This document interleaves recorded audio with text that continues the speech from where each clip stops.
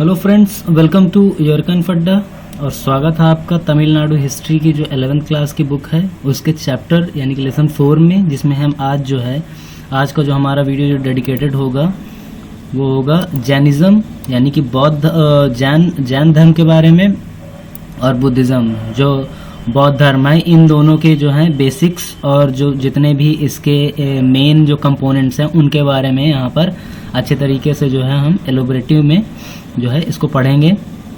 हमारे जो learning objectives हैं पहले हम उसको देख लेते हैं कि एक्चुअल में हमें क्या क्या इसमें पढ़ना है।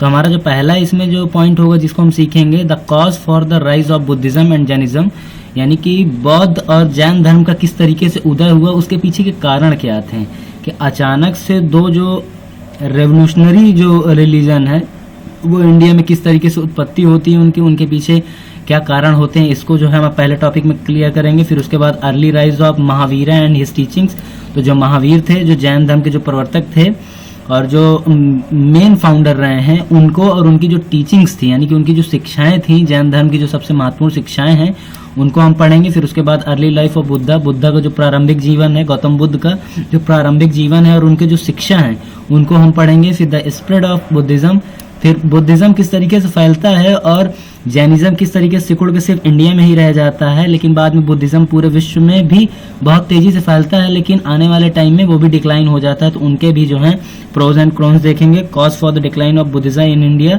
और फाइनली जो हमारा टॉपिक होगा वो ये होगा कि बुद्धिज्म जो है जो कि पूरे इंडिया में छा जाता है, लेकिन आखिरी में क्या पॉइंट्स रहते हैं जो इंडिया में उसके डिक्लाइन होने की वजह बन जाते हैं। तो ये हमारे 5 सबसे इंपॉर्टेंट टॉपिक्स हैं इस लेसन 5 में और लेसन 4 में। तो चलिए शुरू करते हैं हम लोग।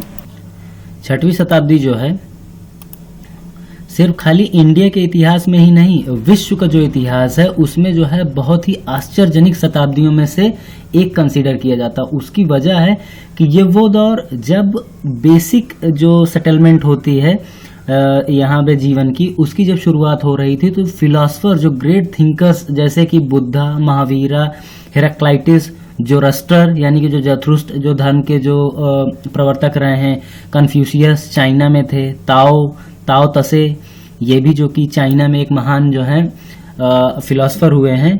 तो इन जैसे लोगों का जो जन्म है वो 6वीं शताब्दी जो बीसी थी उसमें इनका नाम आता है। और इनका किस तरीके से प्रभाव हुआ, लोगों के बीच में किस तरीके के प्रचार हुए, और ये जो है कोई ट्रेडिशनल थिंकर नहीं थे। इनके जितने भी थॉट्स थे उसमें जो है मॉडर्निज्म के जो है सारे लक्षण मौजूद थे। और किस तरीके से इन्होंने उसका प्रचार किया उस टाइम में जब कम्युनिकेशंस और बहुत सारी चीजें जो आज के टाइम में मौजूद है लेकिन उस टाइम नहीं थी, उनके अभाव में भी ये कितनी, यानी कि जैसे कि भारत में रहने वाला धर्म जो है वेस्ट एशिया में, साउथ ईस्ट एशिया में और नॉर्थ एशिया में किस तरीके से फैला। और उसके बाद जैसे कि कन्फ्यूशियस और ताओ जो है ये लाओ तसे जो है ये इनके जो फिलॉसफीज थी किस तरीके से दक्षिण पूर्वी एशिया में पूरी तरीके से जो है इन्होंने अपना वर्चस्व स्थापित किया। तो ये एक काफी सोचने वाली बात थी। इस वजह से जो है 6th सेंचुरी को जो है वंडरफुल सेंचुरी के तौर पे एडमायर किया जाता है। तो आगे हम देखते हैं कि lived and preach their ideas in the century in India. तो इंडिया में खास करके तो हमारे 2 ही फिलोसफर रहे हैं, एक बुद्धा और महावीरा थे, ठीक है। उन्होंने ही जो है इन विचारों को फैलाया, जो कि एक जो रूढ़िवाद जो विचारधारा पहले से यहाँ पर स्थायी थी उसके अगेंस्ट में ये उभरी। तो the republican institutions were strong in the 6th century. 6वीं शताब्दी में जो है गणतंत्रात्मक जो इंस्टीट्यूशन थी, जो संस्थाएं थी, वो काफी मजबूत थी। The enabled rise of heterodox sects against the Orthodox religion dominated by rights and rituals. फिर क्या होता है कि हेट्रोडॉक्स जो सेक्ट्स होते हैं, जो हेट्रोडॉक्स है वो कहीं ना कहीं एक तरीके की विधर्मिक बातें हो रही थी। विधर्मिक इन द सेंस कि जो पहले से रूढ़िवादी जो विचारधारा स्थायी थी उसके अगेंस्ट में जो आडंबर था, बलि वगैरह की व्यवस्था थी, जिस तरीके से महिलाओं के साथ व्यवहार था, महिलाओं को जिस तरीके से उनके हक नहीं दिए जा रहे थे, और जो लोअर कास्ट था उसको जो है रिलीजियस और इन सारी चीज़ों में पार्टिसिपेशंस वगैरह नहीं दिए जाते थे। इन सारी चीज़ों के अगेंस्ट में जो है ये एक तरीके के हेट्रोडॉक्स जो है सेक्ट्स उभरे, यानी कि इन्हें जो है विधर्म वो लोग बोलेंगे जो ऑर्थोडॉक्स थे। तो ठीक है, यहाँ पे आप हेट्रोडॉक्स सेक्ट्स और ऑर्थोडॉक्स रिलीजन दोनों का जो है अंडरस्टैंडिंग जो है आप समझ चुके हैं।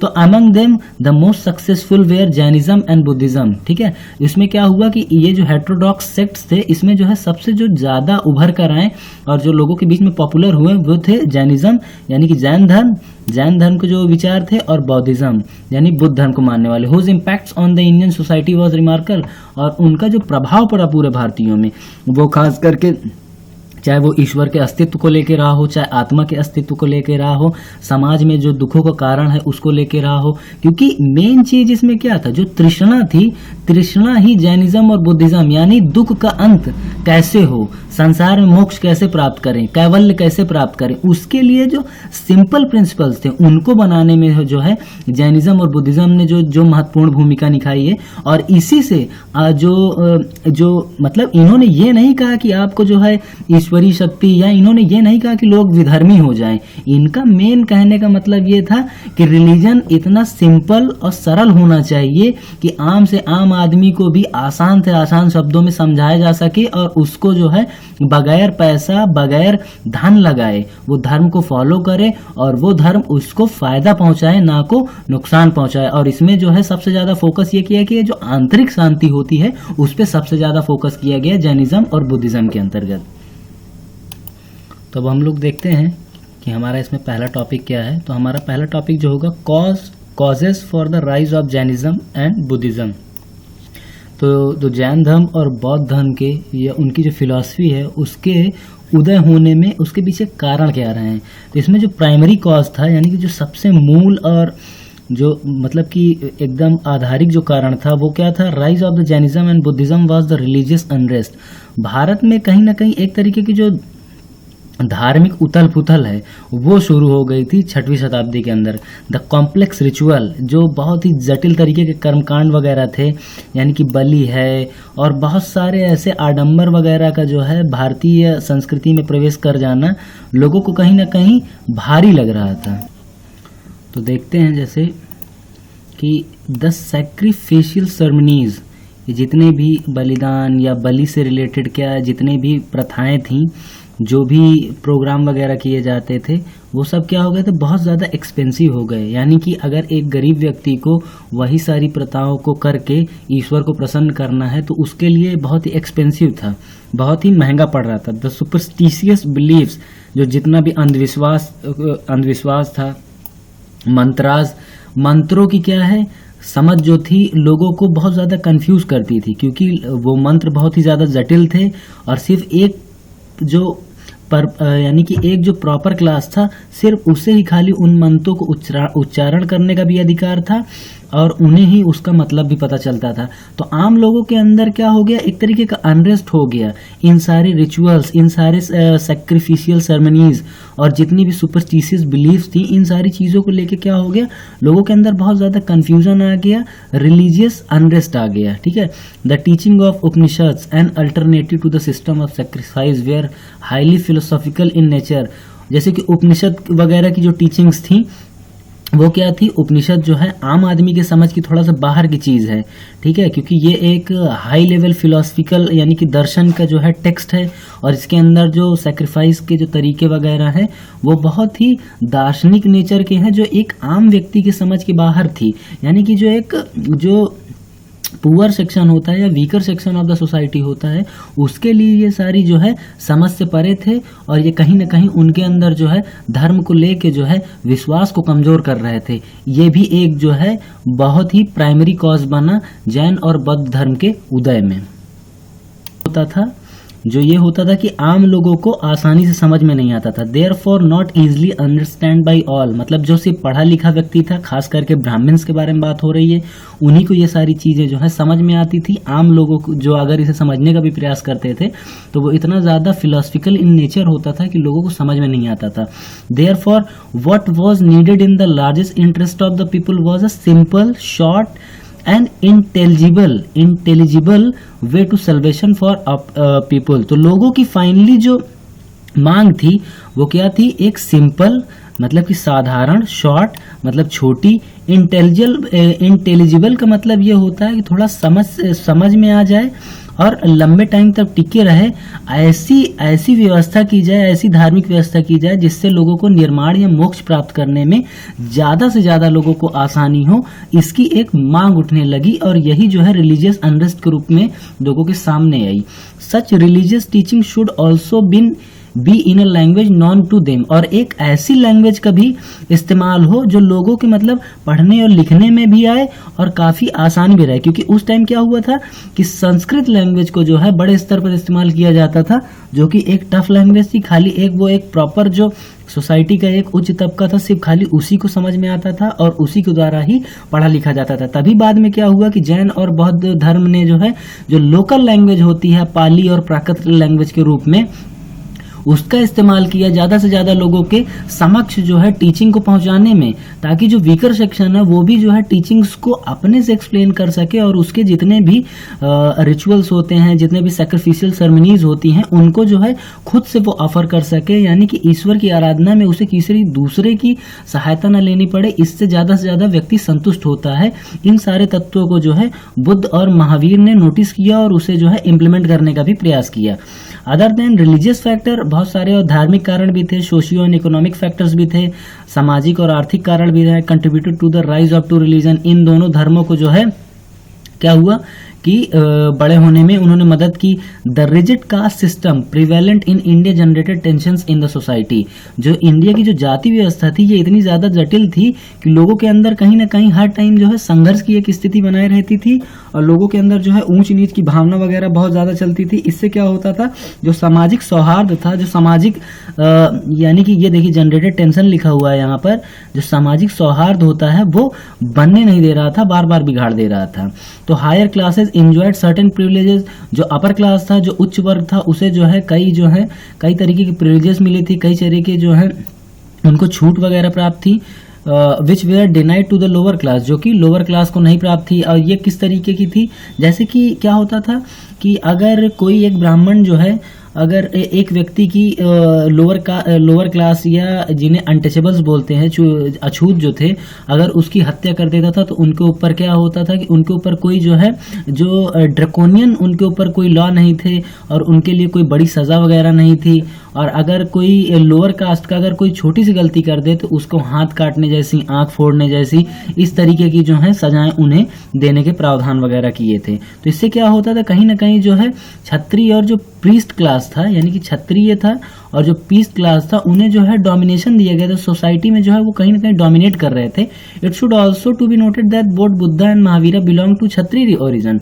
और इसमें एक चीज ये भी देखने की जरूरत है कि जो क्षत्रिय वर्ग था वो कहीं ना कहीं ब्राह्मण वर्ग से नीचे था, और जो बुद्धा और महावीरा जो दोनों थे वो कहाँ थे, क्षत्रिय वर्ग से ही उनका ओरिजिन था, उसी से जो है वो संबंध रखते थे। The growth of trade led to the improvement in the economic condition of the वैश्यास। देखिए क्या हुआ कि वैश्य लोग जो थे वो लोग जो है बड़े स्तर पर व्यापार वगैरह करते थे, और व्यापार करने का सबसे उन्हें ज़्यादा फायदा ये था कि वो जो है नई नई जगह जाते थे, वो नए नए विचारों के संपर्क में आते थे। इससे क्या हुआ, उनके अंदर का जो है हार्ट परसुएट हो रहा था, यानी कि उनके जो है हृदय परिवर्तन आ रहा था। उनके अंदर जो कई चीज़ों को, कई सामाजिक बदलाव को लेकर जो कुंठा थी उसमें भी बदलाव आ रहे थे। एज अ रिजल्ट, तो रिजल्ट के तौर पे, परिणाम के तौर पे, they wanted to enhance their social status but the orthodox varna system did not allow this. और वक्त के साथ क्या है कि उन्हें जो है कहीं ना कहीं ये लग रहा था कि वो जो है, जो उनका सामाजिक जो दर्जा है उसमें वो बदलाव कर सकते हैं, लेकिन जो रूढ़िवादी जो वर्ण सिस्टम था उसकी वजह से वो लोग जो है उसमें जो है बदलाव नहीं कर पाते। तो फाइनली इस लाइन का मतलब ये है कि अगर जैसे कुछ जो व्यापारी वगैरह थे वो कई जगह पे गए, उन्हें ज्ञान की प्राप्ति हुई, उनके अंदर एक लालसा आई कि वो भी जो है अध्ययन अध्यापन का काम करें, व्यापारिक वर्ग का काम छोड़ दें।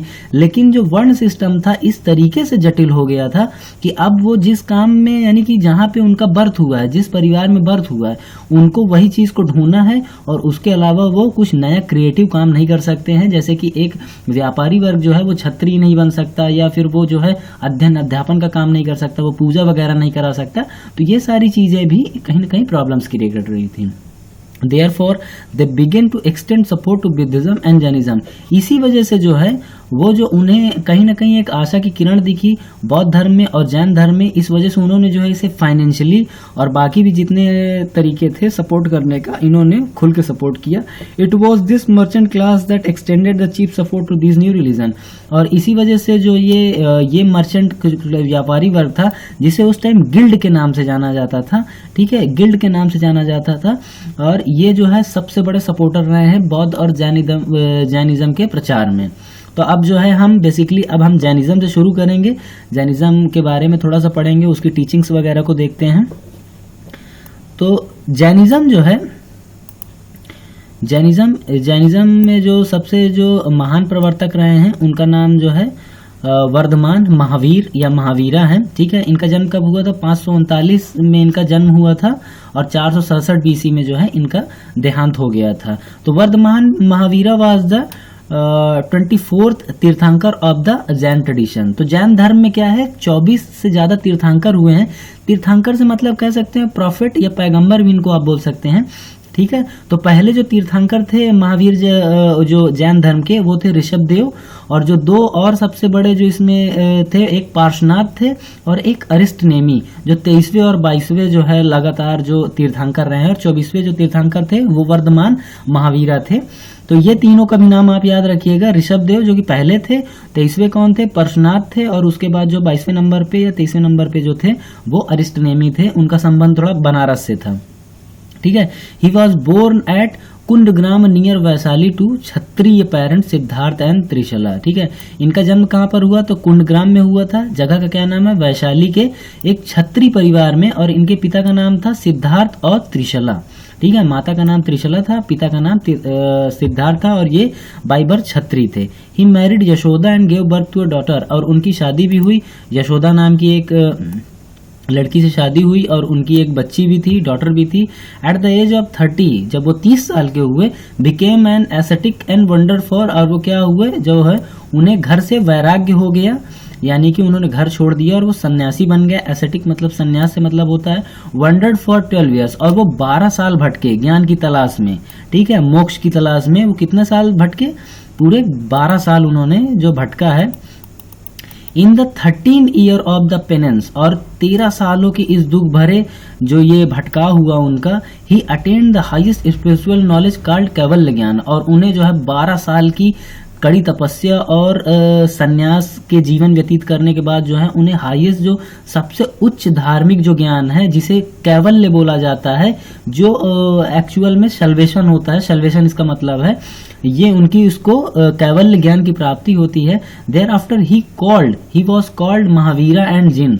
ठीक है, तो इस वजह से ही उन्हें महावीर और जिन कहा जाता है. जिन का मतलब ये होता है कि जो आत्मा, जो मतलब कि जो दुखों पर जो नियंत्रण कर ले, उसे जो है जिन वगैरह कहते हैं. मतलब कहीं ना कहीं जो है सारी तृष्णा जो है खत्म हो जाए, सारे जो है सारी बुराइयों से मोक्ष प्राप्त हो जाए, तो उसकी बात यहाँ पे हो रही है. His followers where called Jains, और उनके जो अनुयायी थे, जो महावीर के जो अनुयायी थे, उनको जैन्स कहा जाता था. एंड हिज रिलीजन, और उनका जो धर्म था वो जैनिज्म कहा जाता था. ठीक है, क्योंकि देखिए जो महावीर हैं उनसे पहले भी जो है जैन फिलॉसफी को लेके ही 23 अलग अलग तीर्थंकर हुए हैं. लेकिन जो फाइनली जो जैनिज्म है, जो मतलब कि पूरी तरीके से जो कंप्लीट हुआ, वो महावीर के टाइम में हुआ. He preached his doctrine for 30 years and died at the age of 72 at Pava near Rajgiri. उन्होंने जो है 30 साल तक जो है 72 की उम्र तक अपनी जो टीचिंग्स थी, जो ज्ञान के जो सारे सिद्धांत वगैरह थे, उसको लोगों को सिखाया, ज्यादा से ज्यादा लोगों को समझाया.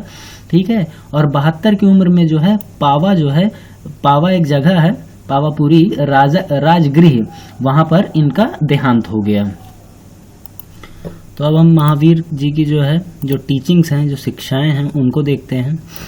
द 3 प्रिंसिपल्स ऑफ जैनिज्म, जो जैन धर्म के जो 3 जो प्रमुख जो प्रिंसिपल्स हैं, सिद्धांत हैं, उनको जो है कलेक्टिव तौर पे त्रिरत्नास कहा जाता है, यानी कि 3 रत्न के नाम से जाना जाता है, 3 जेम्स.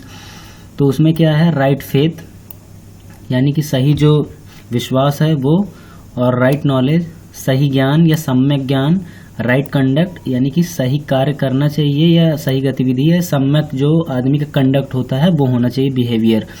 तो right faith is belief in the teaching and wisdom of Mahavira. तो राइट फेथ जो है ये जो है सबसे बड़ा जो है इनका बिलीफ था टीचिंग्स में, विजडम ऑफ महावीरा था, ये उनकी बुद्धिमत्ता को भी शो करता है।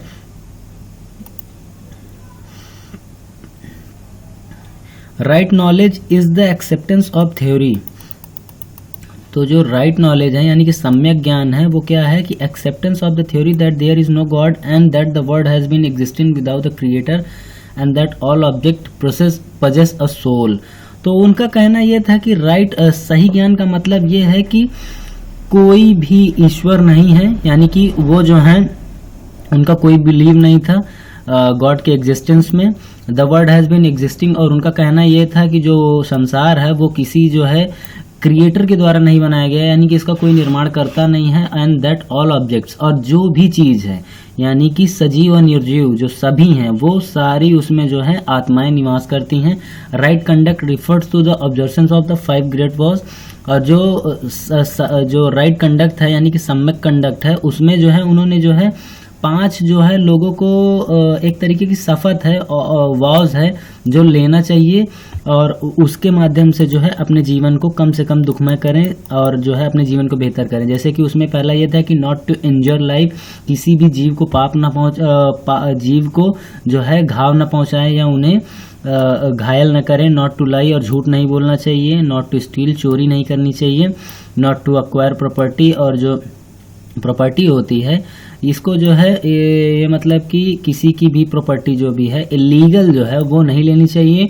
Not to lead immoral life, और जो जीवन है वो जो है बुरा जो होता है वो नहीं करना चाहिए, इमोरल नहीं होना चाहिए वो, यानी कि उसमें नैतिक पतन नहीं होना चाहिए जीवन में।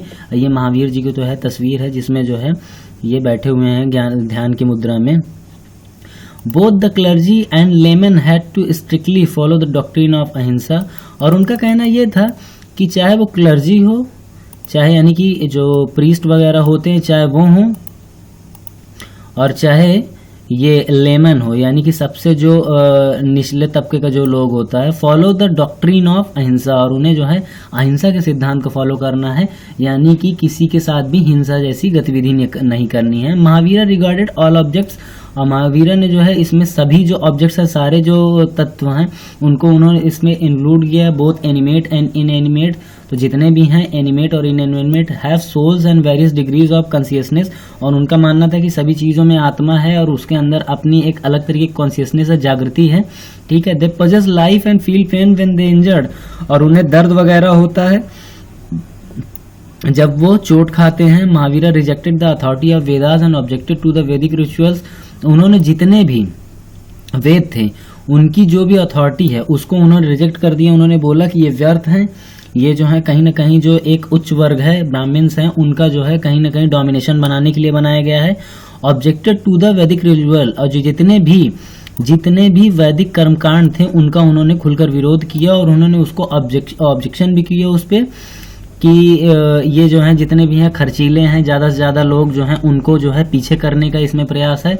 ही advocated a very Holi and ethical code of life, उन्होंने जो है पैरवी की एक पवित्र और जो नैतिकता से भरा जो एक जीवन है उसकी उन्होंने पैरवी की। Even the practice of agriculture was considered sinful, और उन्होंने यहाँ तक कि खेती करने के लिए भी जो है उन्होंने उसको भी पाप माना। उसकी वजह यह थी कि उससे क्या होता है कि जमीन को चोट लगती है, गड्ढे होते हैं, कीड़े जानवर वगैरह जो होते हैं, जब हल और दवाओं का इस्तेमाल किया जाता है तो उनकी मृत्यु हो जाती है। तो इस वजह से उन्होंने जो है प्रैक्टिस ऑफ एग्रीकल्चर जो खेती भी जो है उसको भी उन्होंने पाप माना है। Similarly the doctrine of asceticism and renunciation was also carried to extreme length, और उन्होंने जो वैराग्य का जीवन है जिसे एसेटिज्म बोलते हैं, ठीक है, ये देखिए यहाँ पर लिखा हुआ है एसेटिज्म और रिनंसिएशन यानी कि ग्रह त्याग और जो संन्यास का जो तरीका है उसको जो है उन्होंने हाई लेवल पर यानी कि एक्सट्रीम लेवल पर लोगों को ये समझाया कि इसमें ज़्यादा से ज़्यादा लोग जो हैं इसको फॉलो करें, अपने जीवन को इसमें ढालें, जिससे उनके जीवन के जो ज़्यादा से ज़्यादा जो दुख हैं कम हो जाएं। द प्रैक्टिस ऑफ स्टारवेशन, और भूखे रहने की यानी कि व्रत रखने की, और nudity and other forms of self torture, और जो खुद को ज़्यादा से ज़्यादा भूखा रखें अपने आप को, मतलब भोजन के पीछे, यानी कहीं ना कहीं उनको ये मतलब कि जो जितना भी ये सारा जो सामाजिक ढांचा जो बना हुआ है ये मोह माया है। और वो वस्त्र वगैरह पे उनका बहुत ज़्यादा फोकस नहीं था, ज़्यादातर लोग नग्न रहते थे, वर्तमान में भी इसको फॉलो करते हैं। Other forms of self torture, और खुद को जो है प्रताड़ित करके कहीं ना कहीं धर्म में लीन करने की वो बात करते थे महावीर जो है जैन धर्म के तहत। अब स्प्रेड ऑफ जैनिज्म पढ़ते हैं, जिसमें यह है कि जैन धर्म का किस तरीके से प्रचार और प्रसार हुआ है। महावीर जो थे ऑर्गेनाइज द संघ टू स्प्रेड हिज टीचिंग, उन्होंने जो है एक संघ का संगठन किया, यानी कि जो लोग उनके जो अनुयायी थे उनसे ये बोला कि एक तरीके का संगठन बनाओ, और उसके बाद जो उनके धर्म के जो बेसिक जो टीचिंग्स हैं यानी शिक्षाएं हैं उनको ज़्यादा से ज़्यादा लोगों को प्रचार व प्रसार करें। उन्होंने जो है जो महिलाएं हैं और पुरुष दोनों में भेद नहीं किया, सबको जो है समान जो है प्रवेश करने की छूट दी संघ के अंदर, which consisted of both monks and lay followers. उसमें जो है उन्होंने जो हाई लेवल मॉन्क्स होते थे, जो बाय बर्थ सन्यासी होते थे, उनको भी इसमें इन्वॉल्व किया, और जो ले फॉलोअर्स थे यानी कि आम लोग जो थे उनको भी इसमें इंक्लूड किया। तो इससे क्या हुआ, कहीं ना कहीं एक जो कोलैबोरेशन है और ग्रास रूट लेवल से लोगों को इसमें पार्टिसिपेशन का वो काफी बढ़ रहा था। The rapid spread of Jainism was due to the dedicated work of the members of Sangha, और संघ के इसी डेडिकेटेड काम की वजह से क्या हुआ, मतलब एकदम उत्साही होकर वो जो है इस धर्म के लिए काम कर रहे थे, इस वजह से ये काफी ज्यादा स्प्रेड हुआ। It spread rapidly in western India, और ज्यादातर जो है ये जो वेस्टर्न इंडिया है, खास करके पश्चिमी भारत है, राजस्थान है और गुजरात वगैरह है, तो और महाराष्ट्र का भी वेस्टर्न इलाका जो है वो भी काफ़ी फैला, और कर्नाटक में भी जो है इसका काफ़ी प्रचार प्रसार हुआ, और लोग जो हैं ज़्यादा बड़ी तादाद में फॉलोअर हुए जैनिज्म के। तो चंद्रगुप्त मौर्य, खारवेल ऑफ कलिंगा, ये कुछ राजघराने थे, रॉयल डायनेस्टीज थी, जिन्होंने दक्षिण भारत में भी जो है इसका काफ़ी प्रचार किया। और दक्षिण भारत के कुछ शासक थे जैसे गंग वगैरह थे, कादम्बास थे, चालुक्यास थे, ठीक है, और राष्ट्रकूट वगैरह थे। उन्होंने भी जो है पैट्रोनाइज किया जैनिज्म को जो है उन्होंने जो है एक्वायर किया, अपने जीवन में इसको उतारा, और इसके लिए जो है उन्होंने फाइनेंशियली और पीपल जो है सपोर्ट जो है इन्होंने काफ़ी बड़े स्तर पर दिया, तो उसका जो है काफ़ी फायदा हुआ। फिर जैसे कि by the end of the 4th century, 4वीं शताब्दी BC के पास जो है there was a serious famine in the Ganges valley. तो क्या हुआ कि गंगा जो ये दोआबा का जो मैदान है यहाँ पर जो है बहुत सीरियस फेमाइन फैल गया, ठीक है, भुखमारी और सूखा वगैरह पड़ गया। तो मैनी जो Jain monks led by Bhadrabahu and Chandragupta Maurya came to Shravanabelagola in Karnataka. तो क्या हुआ कि चंद्रगुप्त मौर्य के साथ जो भद्रबाहु थे, एक जैन मॉन्क थे, जैन सन्यासी थे, वो जो है चंद्रगुप्त के साथ जो है जो श्रवणबेलगोला है वहां पर वो आके बस गए कर्नाटक में। Those who stayed back in the north India were led by the monk, और जो लोग उत्तर भारत में ही रुक गए थे और उनके जो अध्यक्ष थे, जिनका जो मॉन्क थे, उनका नाम था स्थूलबाहु, ठीक है, स्थूलबाहु थे, who change the code of conduct. और उन्होंने जो रहन सहन का जो एक तरीका था जो कि महावीर जैन ने जो सेट किया था पहले, उसको जो है उन्होंने छोड़ दिया था, उन्होंने जो है उसमें बदलाव कर दिए थे। This led to the division of Jainism into 2 sects, Shvetambara and Digambara. और इससे क्या हुआ कि उसमें जो है जो डिवीजन हो गया, जैन धर्म में जो है फूट आ गई। अब उसके जो है 2 भाग हो गए। उसमें जो पहला जो भाग था उसका क्या नाम था, वो था श्वेतांबर, जो व्हाइट क्लैड थे, यानी कि जो सफ़ेद कपड़े पहनते थे। श्वेतांबर मतलब सफ़ेद कपड़े वाले, और दिगंबर, दिक का मतलब होता है आसमान और अंबर का मतलब होता है, तो दिक मतलब होता है नग्न, ठीक है, स्काई क्लैड और नेकेड, जिसका मतलब होता है नग्न, ठीक है। तो जो दिगंबर होते हैं वो कपड़े वगैरह नहीं पहनते हैं, और श्वेतांबर जो होते हैं वो कपड़े पहनते हैं सफ़ेद कलर के। तो ये एक नया जो है कोड ऑफ कंडक्ट के तहत जो है उन्होंने जो चेंज किया। तो the first Jain council was convened at Pataliputra, और इसमें जो है एक काउंसिल भी हुई, मतलब परिषद जो होती थी जैन धर्म की, जो है एक तरीके का कॉन्फ्रेंस कह सकते हैं। तो वो पहली जो हुई थी वो कहाँ हुई थी, पाटलिपुत्र में हुई थी। स्थूलबाहु जो थे उसके अध्यक्ष बने थे, द लीडर ऑफ दिगंबर, जो दिगंबर लोगों के अध्यक्ष थे। In the beginning of the 3rd century, 3वीं शताब्दी में सेकंड जैन काउंसिल भी हुआ। कहाँ हुआ, तो वल्लभी में, ये वल्लभी का गुजरात में है, और ये 5th सेंचुरी AD में हुए थे, यानी 5वीं। तो कितने दिन बाद हुई, 3rd सेंचुरी BC के बाद, डायरेक्ट 5th सेंचुरी AD में हुई, तो काफी टाइम के बाद हुई है। The final compilation of Jain literature called 12 angas, और जो इसका जो पूरा जो कंपाइलेशन है जैन लिटरेचर का यानी कि जैन साहित्य का, उसे जो है 12 अंक के नाम से जाना जाता है या 12 अंक के नाम से जाना जाता है, जिसे इन काउंसिल के माध्यम से जो है कलेक्ट किया गया, इकट्ठा किया गया और उस पर जो है रिसर्च वगैरह की गई, लोगों के सामने कहीं ना कहीं एक कंपाइलेशन के रूप में रखे गए ताकि ज़्यादा से ज़्यादा लोगों को जो है जो जैन धर्म की जो शिक्षाएं हैं उनसे जो है शिक्षित और दीक्षित किया जा सके। तो आई होप कि आपको ये जैन धर्म का काफ़ी कुछ समझ में आ गया होगा। अब जो है हम बौद्ध धर्म को भी देखते हैं। इसमें देखिए थोड़ा सा ये लेक्चर लंबा हो जाएगा, वजह ये है कि ये जो है चैप्टर काफ़ी लंबे लंबे हैं और उनको कंप्लीट कराने में थोड़ा सा पूरा स्कोप लेना पड़ेगा। तो चलिए अब हम बुद्धिज़्म के बारे में पढ़ते हैं। लाइफ ऑफ गौतम बुद्ध, 567 में इनकी पैदाइश है और 487 BC में जो है इनका देहांत हो गया था। तो गौतम का जो बचपन का नाम था वो क्या था? सिद्धार्थ था। द फाउंडर ऑफ बुद्धिज्म, और यही जो है जो बौद्ध धर्म थे उसके जो है प्रवर्तक हैं या उसके जो है खोजकर्ता भी माने जाते हैं। वॉज बोर्न इन 567 567 BC में इनका जन्म हुआ था। लुम्बिनी में जो है कपिलवस्तु जो जगह है वहां पर इनका जन्म हुआ था। हिज फादर, उनके पिता जो थे उनका नाम था शुद्धोधन था, जो शाक्य जो एक क्लैन होता है यानी कि जो पंथ है शाक्य वंश जो है उससे इनका जन्म था। और मदर जो थी उनका नाम था Maya Devi. As his mother died at childhood, जब उनकी जब पैदाइश हुई थी, जब उनका बर्थ हुआ था उसी वक्त उनके माता का देहांत हो गया था। बाद में जो उनकी आंट थी, जो बुआ थी प्रजापति गौतमी, उन्होंने जो है उनकी परवरिश की थी, उनका लालन पोषण किया था। At the age of 16 he married, और 16 की उम्र में जो है उनकी शादी हुई थी। 16 की उम्र में उनकी शादी जिनसे हुई थी उनका नाम था यशोदा नाम था, यशोधरा नाम था। यशोदा जो थी वो महावीर जी की बीवी थी या पत्नी थी। गेव बर्थ और सन, और उन्होंने जो है एक बच्चे का उनसे जन्म भी हुआ था जिनका नाम था राहुल था। The sight of an old man, a diseased man, a corpse and ascetic turned him away from worldly life. उसमें क्या होता है कि एक बार जो है वो अपना जो चैरियट होता है उसके साथ वो एक बार रास्ते में जो है घूमने के लिए निकलते हैं और रास्ते में कुछ इस तरीके से बूढ़ा व्यक्ति और एक बीमार व्यक्ति और एक लाश और एक जो सन्यासी जीवन होता है उसको लेके जब इन सारी घटनाओं को वो देखते हैं और उसका मतलब समझते हैं तो उन्हें कहीं ना कहीं पूरे संसार में सिर्फ दुख नजर आता है और वो अपनी लाइफ को छोड़ के वैराग्य जीवन में आ जाते हैं, जिसकी जो है जो घोषणा है जब उनकी पैदाइश होती है तभी जो है ज्योतिष लोग कर देते हैं कि या तो ये बहुत ही महान शासक बनेगा या फिर ये जो है एक बहुत बड़ा सन्यासी बनेगा, जो कि बाद में सच भी हो जाता है। He left home at the age of 29, और वो जो है 29 की उम्र में घर को छोड़ देते हैं इन सर्च ऑफ ट्रूथ और सच्चाई की खोज में। ठीक है।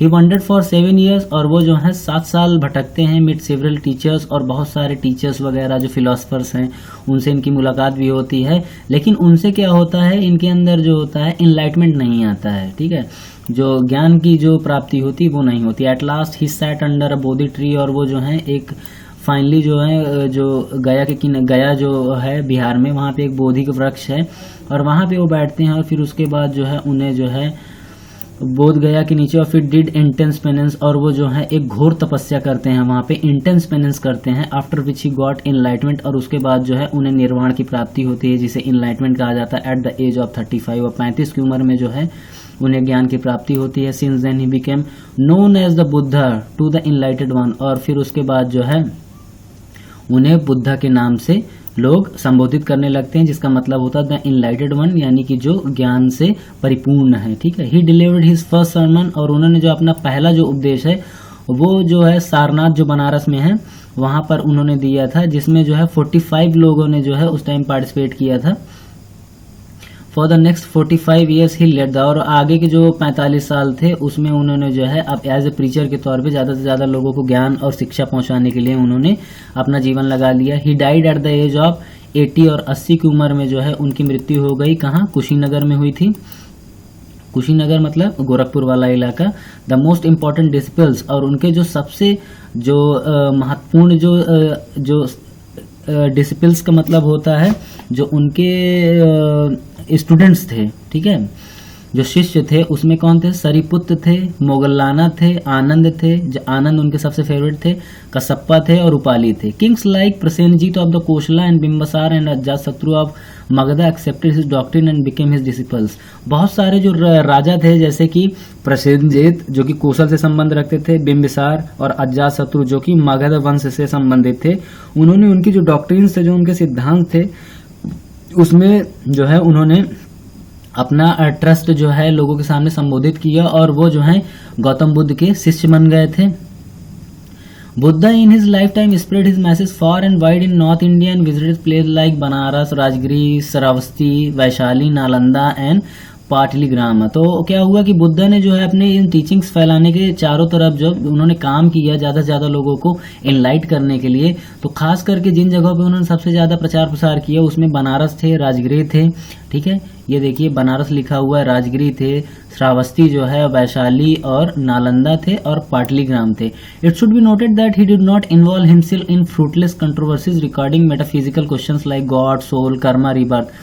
लेकिन जो गौतम बुद्ध की जो सबसे खास बात थी, उन्होंने जो वो सारे जो मुद्दे होते हैं जो लोगों को ज़्यादातर भटकाते हैं और एक जो है कहीं ना कहीं एक कंट्रोवर्सी क्रिएट करते हैं, एक बहसा बहसी का मुद्दा क्रिएट करते हैं, जैसे कि मेटाफिजिकल क्वेश्चन थे, जैसे कि भगवान है कि नहीं है, आत्मा का क्या अस्तित्व है कि नहीं है, ठीक है, कर्म का क्या जीवन में हमारे योगदान है, रीबर्थ यानी कि हमारा पुनर्जन्म वगैरह होगा कि नहीं, इन चीज़ों को उन्होंने सिरे से नकार दिया और इसमें अपने आप को उन्होंने इंक्लूड ही नहीं किया। And concern himself with the practical problem confronting man.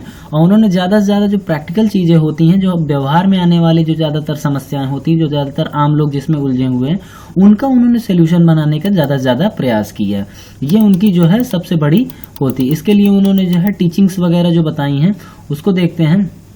तो टीचिंग्स ऑफ जो बुद्धा है, द 4 नोबल ट्रूथ, जो 4 जो सबसे जो बड़ी सच्चाई है यानी कि 4 नोबल ट्रूथ्स है उनके बारे में कि the world is full of suffering, जो संसार है पूरा दुख से भरा हुआ है। The cause of suffering is desire, और इसकी वजह क्या है, इच्छा है।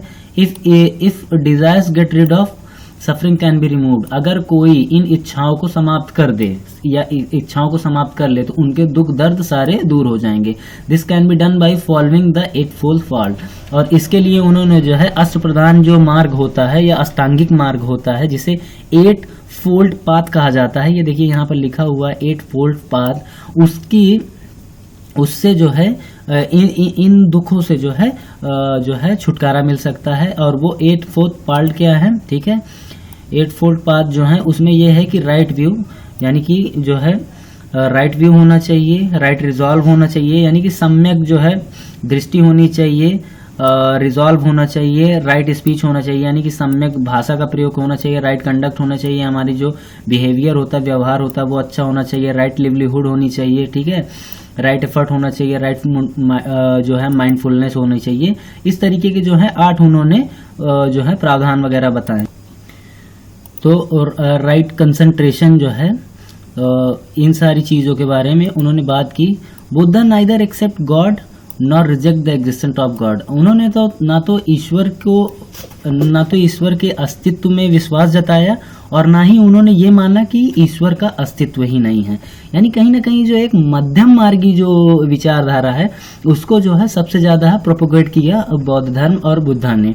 ही laid greater emphasise on the law of karma, उन्होंने जो सबसे ज्यादा जो फोकस किया वो ये कि कर्म के सिद्धांत पर उन्होंने फोकस किया कि जैसा आप करोगे वैसा ही आपको फल मिलेगा। He argued that the conditions of man in this life depends upon his own deeds, तो उन्होंने ये माना कि जीवन में जितने भी दुख हैं वो वर्तमान में या उससे पहले किए गए उनके कार्यों का ही नतीजा। He taught that the soul does not exist, और उन्होंने ये भी बताया कि जो आत्मा है वो एग्जिस्ट नहीं करती है। ठीक है, देखिए एक चीज याद रखिएगा, जो जैन धर्म है वो आत्मा में विश्वास करता है लेकिन ईश्वर में विश्वास नहीं करता है, लेकिन जो बौद्ध हैं वो ना तो गॉड जो भगवान का जो अस्तित्व है ना तो उसको सिरे से नकारते हैं ना ही उसमें विश्वास कर रहे हैं, लेकिन इनका जो है आत्मा में कोई विश्वास नहीं। हाउएवर ही एम्फसाइज अहिंसा, और उन्होंने जो है अहिंसा पर काफी फोकस किया। जैसे कि दोनों के जो है देखिए अहिंसा पे ज्यादा फोकस करने की वजह भी ये थी कि उत्तर वैदिक काल के बाद इतनी ज्यादा जो है आडंबर रीति रिवाज और ये कुप्रथाएं इतनी ज्यादा बढ़ गई थी कि बात बात पे जैसे गाय वगैरह जो पशु वगैरह थे उनकी इतनी जबरदस्त बलि दी जाने लगी, उसको लेके भी जो है अहिंसा पर सबसे ज्यादा फोकस किया जा रहा है।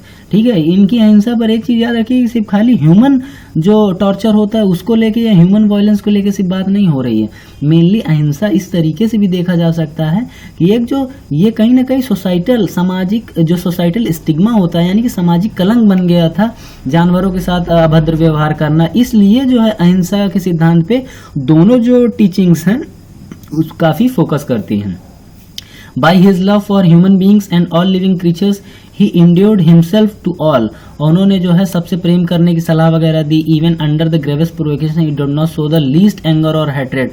उन्होंने जो है जो गुस्सा वगैरह है इन सारी चीजों पे उन्होंने कहा कि चाहे जितनी बुरी से बुरी परिस्थिति आ जाए, ज्यादा से ज्यादा लोगों के साथ प्रेम और कंपैशन का व्यवहार रखना चाहिए। His religion was identical with morality and emphasize purity of thought, word and deed.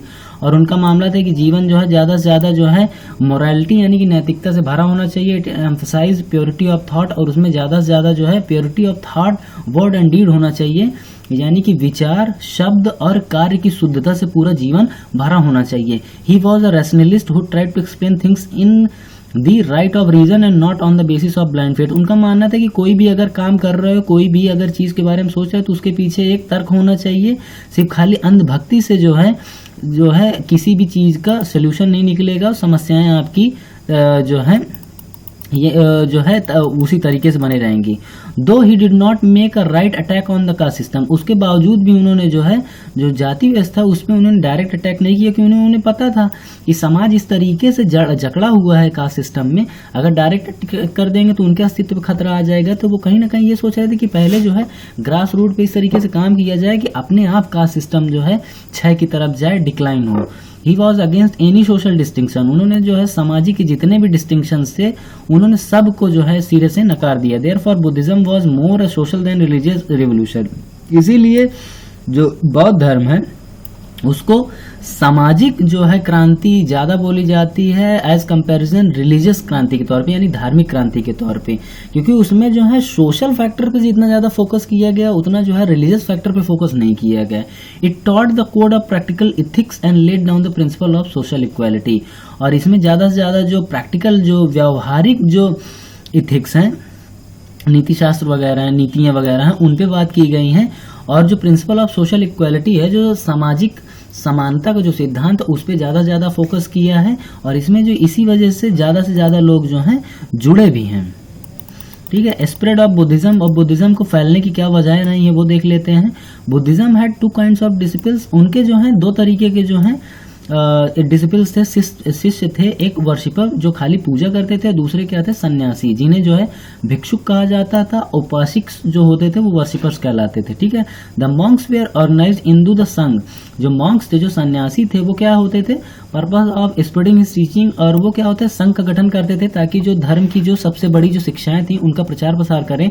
The membership was open to all person, male और female, and without any caste and restriction. जितने भी महिला पुरुष थे सबके लिए जो है इसमें जो मेंबरशिप थी, सदस्यता थी, वो जो है फुल्ली ओपन की गई थी और उसमें कोई रोक टोक वगैरह नहीं थी। There was a special code for nuns restricting their residence and movement, महिलाओं के लिए जो है एक स्पेशल जो है कानूनी संहिता बनाई गई थी जिसमें उनको कहाँ पे रहना है और किस तरीके के जो है व्यवहार वगैरह करने हैं, इसको भी पहले से तय किया गया था।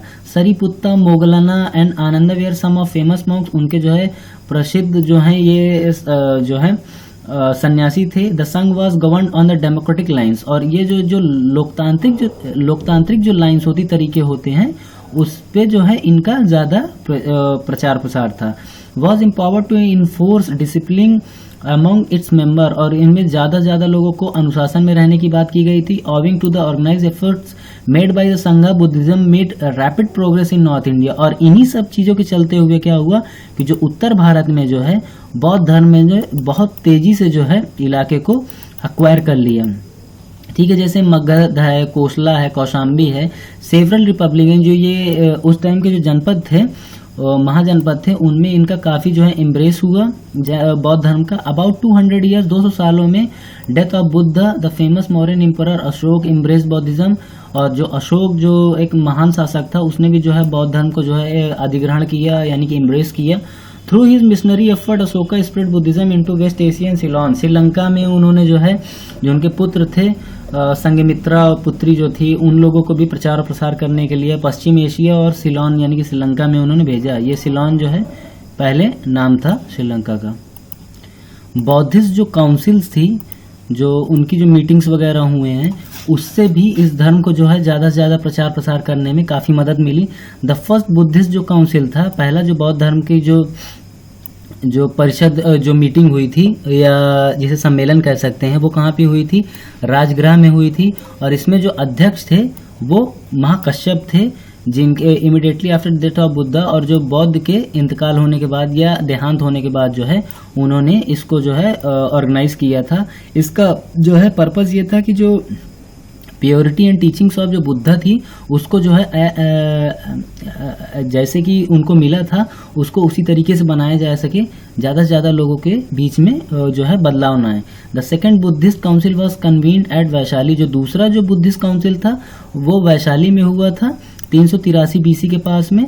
और थर्ड जो बुद्धिस्ट काउंसिल था वो कहाँ, पाटलिपुत्री में हुआ था, पैट्रोनाइज वो अशोका के अंडर में हुआ था। ठीक है, मगलीपुतस्य प्रिसाइडेड ओवर इट, और इसके अध्यक्ष जो थे मगलीपुतस थे, पुत्ततिस थे। ठीक है, the final version of Tripitaka was completed in this council. और तीसरा जो ये काउंसिल मीटिंग जो थी उसी में जो है जो त्रिपिटक थे, जिनमें जो है जो महात्मा बुद्ध की जो टीचिंग्स थी उसमें जो है जो कलेक्टिवली इकट्ठा की गई हैं उसमें ही इनका नाम आता है। ठीक है, उसको इसी जो मीटिंग जो तीसरी मीटिंग्स हुई थी उसमें ही इकट्ठा किया गया था या जोड़ा गया था। The fourth council Buddhist council was convened in Kashmir by Kanishka under the chairman of Vasumitra. तो जो चौथा जो बुद्धिस्ट काउंसिल था वो कश्मीर में जो है किया गया था, ऑर्गेनाइज किया गया था, और उसके अध्यक्ष जो थे उनका नाम था वासुमित्र था, और ये कनिष्का के अंडर में हुआ था। कनिष्का जो शासक थे उनके अंडर में हुआ था।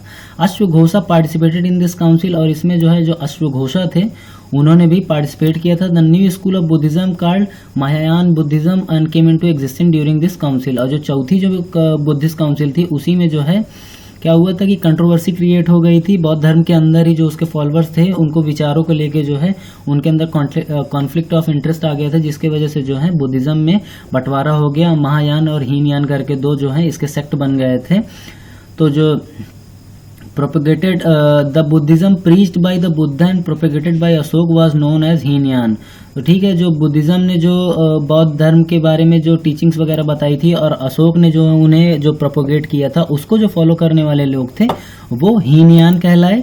ठीक है, और जो इनको नहीं मानते थे वो महायान कहलाए। The Buddhist text were collected and compiled some 500 years. 500 साल पहले जो है, जब 500 साल बाद जो है बुद्ध की मृत्यु के बाद जो है उनके जितने भी टेक्स्ट वगैरह थे उनको कलेक्ट किया गया और उसे किताब का नाम दिया गया। They are known as the Tripitakas. उन्हें त्रिपिटक्स के नाम से जाना जाता है, जिसका मतलब जिसके अंदर 3 बड़ी टीचिंग्स हैं, जैसे कि सुत्त, विनय, अभिधम। इसे जो है इनके बारे में ही इसके अंदर वर्णन किया गया है। और इसकी जो लैंग्वेज थी वो आम बोली जाने वाली उस टाइम की भाषा थी, जिसका नाम है पाली लैंग्वेज है। अब हमारा जो फाइनल जो टॉपिक आ गया है, जो लास्ट है, वो ये है कि cause of decline of Buddhism. तो देखते हैं कि एक धर्म जो अचानक से अपने बूम पे आता है, पूरे मतलब कि वर्ल्ड को जो है कहीं ना कहीं अपने जो है धार्मिक जो टीचिंग्स हैं, जो स्पिरिचुअल टीचिंग्स है, उसमें जो है घेराबंदी करने लगता है। फिर ऐसा क्या होता है कि वो धर्म जो है सिकुड़ के एक ही जो है पॉपुलेशन के तहत रह जाता है। भारत में तो खास करके जो है इसमें बड़े स्तर पर डिक्लाइन देखा जाता है। The revival of Brahmanism and the rise of Bhagavatism. जो ब्राह्मणवाद है और जो भागवत जो धर्म है उसके प्रचार ने जो है जो पॉपुलैरिटी है बौद्ध धर्म की उसको खत्म कर दी है। The use of Pali the language of masses as the language of Buddhism was given up from the 1st century AD। The Buddhist began to adopt Sanskrit. और क्या हुआ कि पहले महात्मा बुद्ध ने जो है लैंग्वेज ऑफ कॉमन जो है जिसे पाली लैंग्वेज कहा जाता था उसका इस्तेमाल किया। ज़्यादा से ज़्यादा लोग जो है इंटरेस्ट होकर उसमें जुड़ने लगे। लेकिन क्या हुआ कि बाद में जो उसके जो बुद्धिस्ट मॉन्क थे वो खुद ही वैचारिक संकीर्णता से घिर गए। उन्होंने जो है संस्कृत लैंग्वेज को अडॉप्ट कर लिया था एज अ प्रचार की भाषा के तौर पर। इससे क्या हुआ कि सिर्फ ये खाली उच्च वर्ग को ये लैंग्वेज आती थी, तो कहीं ना कहीं जो वीकर सेक्शन ऑफ सोसाइटी था, समाज का जो पिछड़ा हुआ और छोटा वर्ग था, वो जो है कमजोर पड़ता जा रहा था और उसने जो है बौद्ध धर्म में जो है इंटरेस्ट लेना बंद कर दिया था। After the birth of Mahayana Buddhism, जो महायान बौद्ध धर्म था, the practice of idol worship and making offering led to the deterioration of moral standards. और इसमें क्या हुआ, बाद में जो है मूर्ति पूजा का जो है जोड़ दिया गया महायान धर्म के आने के बाद। और इससे क्या हुआ कि जो महात्मा बुद्ध की जो ओरिजिनल टीचिंग्स थी, जो शिक्षाएं थी, उनको कहीं ना कहीं एक डिटेरियोरेशन हो गया। उसमें जो है उनकी छवि धूमिल होने लगी और लोगों का विश्वास वगैरह कमजोर होने लगा मूर्ति वगैरह की पूजा। और फिर क्या हुआ कि आक्रमण भी किया। हुन और टर्किश इन्वेडर जो हैं, इन लोगों ने जब भारत में आक्रमण किया तो इसमें सबसे ज़्यादा जो मोंटेसरीज वगैरह थी जो यानी कि जहाँ पर रहते थे बौद्ध मॉन्क, उनको जो है एकदम ख़त्म कर दिया, और ये सारे वजह बनी इंडिया में जो है बौद्ध धर्म के ख़त्म होने की या डिक्लाइन होने की। अब फाइनली हम जो है लास्ट टॉपिक जिसका नाम है कंट्रीब्यूशन। ये जो कंट्रीब्यूशन है यानी कि योगदान, contribution of बौद्धिज्म in Indian culture, यानी कि भारतीय संस्कृति को बौद्ध धर्म की क्या योगदान रहा है, इसको हम लास्ट अपने इस टॉपिक में कवर करने के बाद इस चैप्टर को क्लोज करेंगे कि Buddhism had made a remarkable contribution to development of Indian culture. भारतीय जो संस्कृति है उसमें इसका बड़ा योगदान है, और वो जो योगदान है कुछ पॉइंट्स में हम समझेंगे। तो वो पॉइंट्स क्या हैं? द कॉन्सेप्ट ऑफ अहिंसा वाज इट्स, तो इसका मतलब ये है कि चीफ कंट्रीब्यूशन, जो अहिंसा का जो सिद्धांत है भारतीय पर्सपेक्टिव में यानी कि भारतीय परिप्रेक्ष्य में, ये सबसे बड़ा योगदान माना जाता है बौद्ध धर्म का। Later it became one of the cherished value of our nation. अब वर्तमान में भी अहिंसा को जो है बड़े स्तर पे है, जो इंडिया को जब वर्ल्ड सिनेरियो में या वर्ल्ड पॉलिटिक्स में रिप्रेजेंट किया जाता है तो एक अहिंसा प्रिय युद्ध से दूरी बनाए रखने वाले देशों में गिनती की जाती है, और ये सिद्धांत का प्रभाव कहीं ना कहीं बौद्ध धर्म से ही बहुत प्राचीन काल से ही बन गया था। Its contribution to the art and architecture of India, और जो भारत का जो यानी कि कला और स्थापत्य कला है उसमें जो है इसका काफ़ी योगदान भी है, जैसे कि सांची के स्तूप है, भरहुत है, गया है, ये सब क्या है एक बड़े उदाहरण के तौर पे माने जाते हैं स्थापत्य कला के, और इनको सबका योगदान किसका? बौद्ध धर्म का है। Buddhism takes the credit for the chaityas and viharas in different parts of India, और भारत में बने हुए जितने भी चैत्य और विहार हैं उन सारे को बनाए जाने के पीछे जो क्रेडिट है वो बौद्ध धर्म को ही दिया जाता है। तो यानी कि खाली जो रिलीजियस या स्पिरिचुअल जो टीचिंग्स है उसके अलावा जो है इनका आर्ट एंड कल्चर में भी काफ़ी योगदान है इंडियन पर्सपेक्टिव में। It promoted education through residential universities like those, और इन्होंने जो है जो विश्वविद्यालय तौर की जो शिक्षा होती है, जो वर्तमान में जो विश्वविद्यालय का जो ढांचा है शिक्षा देने का, उस पे जो है इन्होंने काफ़ी फोकस किया। इनका मानना यह था कि अगर ज़्यादा से ज़्यादा लोगों को ज्ञान के प्रति अगर मोह बढ़ेगा तो उससे क्या होगा कि उनके अंदर का जो तृष्णा को लेके जो उनकी इच्छा है, जिससे तृष्णा पैदा होती, उससे ज़्यादा उनके बचाव होगा। इसलिए उन्होंने तक्षशिला, नालंदा और विक्रमशिला जैसी यूनिवर्सिटी को प्रमोट किया, और ये उसी टाइम की देन है। The language of Pali and other local language develop through the teachings of बौद्धिज्म, और जो पाली और जैसे प्राकृत वगैरह जैसी भाषाएं थी जिनसे क्या हुआ ज़्यादा से ज़्यादा लोकल लोगों को यानी कि ग्रास रूट पीपल्स को जो है ज्ञान वगैरह पहुंचा, इसमें भी काफ़ी मदद मिली बौद्ध धर्म के माध्यम से। It had also promoted the spread of Indian culture to other countries, और जब बौद्ध धर्म का प्रचार प्रसार करने के लिए यहाँ से जो है बड़े बड़े लोगों के जो हैं डेलीगेशंस वगैरह West Asia, Ceylon, South East Asia, China, Japan और साउथ कोरिया, मंगोलिया जैसी जगहों पर जब लोग ज़्यादातर लोग जब गए तो उन्होंने क्या किया कि उन्होंने सिर्फ खाली जो है बौद्धिज्म के जो टीचिंग्स थी उनको सिर्फ खाली प्रमोट नहीं किया, उन्होंने जो भारतीय संस्कृति है, भारतीय संस्कृति का जो तरीका है, प्राचीन संस्कृति का तरीका, उसको भी प्रचार प्रसार किया और ज़्यादा से ज़्यादा लोगों को भारतीय कल्चर से जो है भारतीय संस्कृति से अवगत कराया। तो ये जो है बौद्धिज्म और जैनिज्म के जो हैं बेसिक और मोस्ट इम्पॉर्टेंट पॉइंट्स हैं जिनको मैंने आपको एक्सप्लेन किया। तो आई होप कि आपको ये वीडियो अच्छा लगा होगा। अगर अच्छा लगा हो तो आप जो है इसको लाइक वगैरह कर सकते हैं। तो thank you for watching the video.